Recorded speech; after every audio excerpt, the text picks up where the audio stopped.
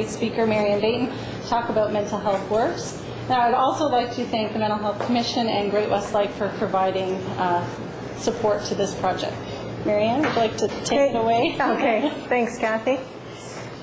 Okay, so some of you will have already heard of Mental Health Works. It is an initiative of the Canadian Mental Health Association that has a long history of working with people who have chronic, persistent mental illness.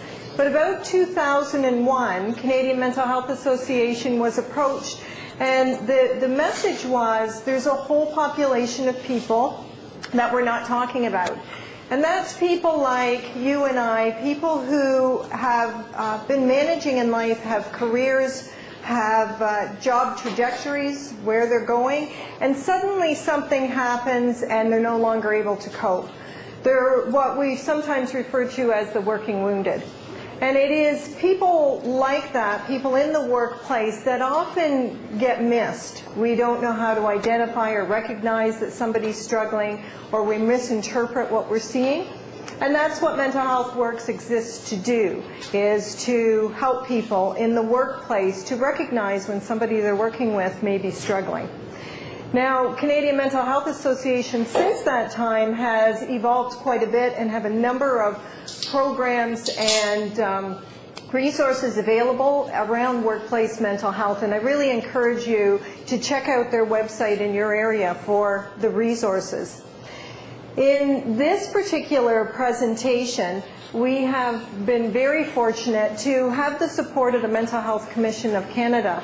And this came about when Senator Michael Kirby said, this is great what we're doing, we're reaching people, we're reaching out to people, but the small and medium-sized business owners, especially those in remote and rural locations, don't have the same access to services, whether it's the cost to fly somebody in to do this, or whether it is just what's available in the community. It's not as easily accessed. So it was Senator Kirby's wish that there was a way to reach out. So this webinar is to allow people across the country to get the training that people in corporations would pay for and have on a regular basis. And I also like to urge you to go to the Mental Health Commission's website, because they now are putting up new resources, new information that are available to all Canadians. And the Commission really wanted us to do it, and Mental Health Works and CMHA really wanted to do it, but quite frankly, we didn't have the resources. And that's where Great-West Life came in. As part of their National Corporate Citizenship Program, Great-West Life now supports a public initiative called the Great-West Life Center for Mental Health in the Workplace. And the URL is on the screen and it's in your handouts. And again, I really urge you to look at the free resources that are available to everyone in the public domain that you can use to address and improve workplace mental health. Now, today what we're hoping to cover for you is to help you to scratch the surface. A lot of this stuff is very clear, it's very straightforward, but it's not easy. So today we will help you to understand when somebody is struggling, understand the fact that feeling sorry for someone or being hard on them and using discipline, both of those things tend not to work and may actually make it worse. What we want you to think about is helping someone be successful in the workplace may actually be the kindest thing you can do and the best business approach that you can take. So we're going to look at that.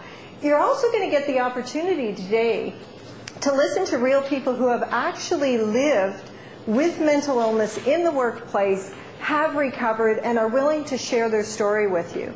And we really think that that will be impactful for you and will really help you to understand this issue in a way that you wouldn't with somebody just telling you or reading textbooks or looking at more of the literature.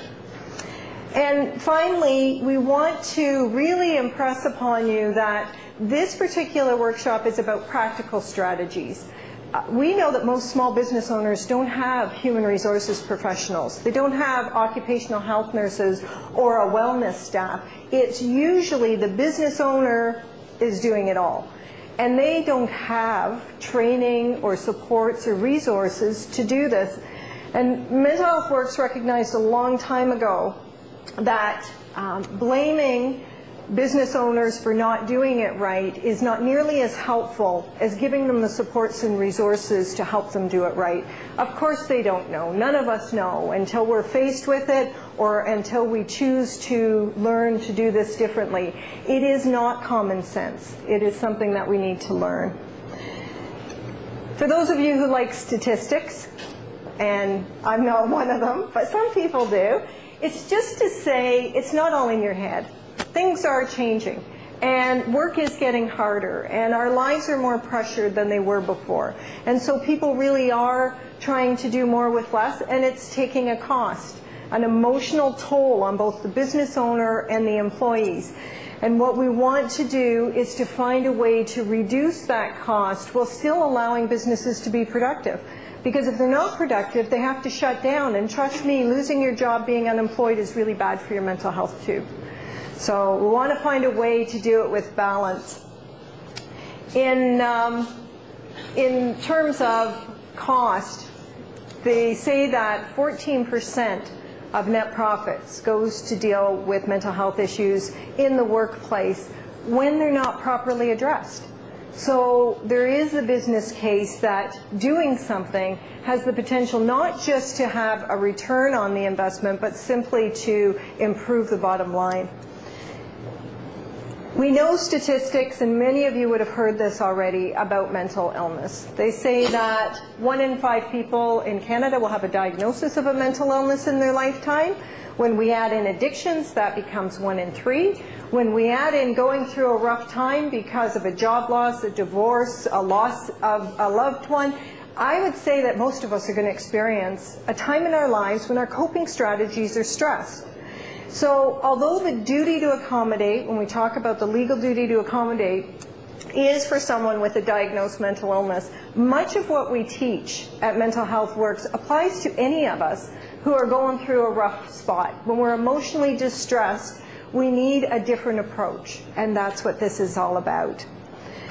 So we also know that the earlier we help someone, we can reduce the frequency of symptoms, we can reduce the severity of symptoms, and we can also reduce the disability or absences. But if that doesn't grab you, then there's also legislation, current and evolving legislation that more and more is holding employers responsible for mental injury to employees. So if we want to really look at it, we're going to be required to know some of this. The Accessibility for Ontarians with Disabilities Act is coming out with employment standards. Occupational health and safety is more and more looking at psychological safety in the workplace. So we need to look at it for those reasons as well. Now, here's the question that everybody wants to know, right? What's in it for me? Why should I care about this? Why is it even the employer's responsibility? Like, isn't that something the doctor or the family should take care of? Why do I have to be the nursemaid or the therapist for my employees? And the truth is that you have a huge stake. The first reason, I think, is for your own mental health. Because if you don't know how to recognize it early, if you don't know how to deal with it, it can be very stressful to have a workplace where things are not going well, where there's conflict, where there's performance issues. So do it for yourself as a business owner so that you can have things running more smoothly. Do it for the coworkers. So the people who are working with an employee who may have a mental health issue, if they feel you're being unfair, then they're also going to suffer mental health effects from being stressed out, from having an unfair burden placed on them. So there's another reason. And of course, there is the reason to do it for the employee. I know, having been a small business owner, that the people that I had employed were neighbors, were relatives, were friends. I mean, you can't just walk away and say, it's not my issue, because in a small business, quite often it's quite your issue. So for